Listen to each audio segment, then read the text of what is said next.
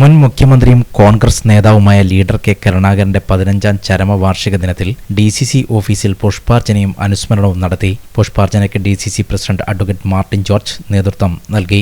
നേതാക്കളായ professor AD Mustafa, advocate TM Mohanan, Suresh Babu Elayavoor, T Jayakrishnan, advocate VP Abdul Rasheed, advocate Rasheed Kavayi, CT Girija, Haridas Mokeri, Joshi Kandathil, Kookkiri Rakesh, Kallikodan Rakesh, NR Mayan, advocate Lisha Deepak, K Ushakumari, Shibil KK, Anoop Balan തുടങ്ങിയവർ പങ്കെടുത്തു. സഹപ്രവർത്തകരെ, ബഹുമാനായ ലീഡർ കെ കരുണാകരൻ്റെ ചരമവാർഷിക ദിനമാണ് നമ്മളുടെ ഇന്ന് ആചരിക്കുന്നത്.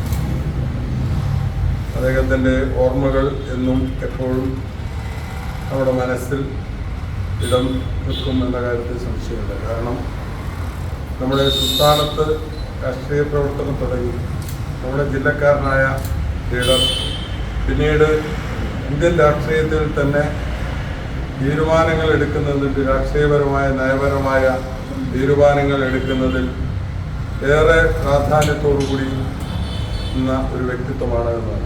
ഇന്ത്യയുടെ പ്രധാനമന്ത്രിയെ തീരുമാനിക്കുന്നതിന് വരെ അദ്ദേഹത്തിൻ്റെ ആ നിർദ്ദേശങ്ങളും ഉപദേശങ്ങളും ഒക്കെ സ്വീകാര്യമായിരുന്ന ഒരു കാലഘട്ടം ഉണ്ടായിരുന്നു.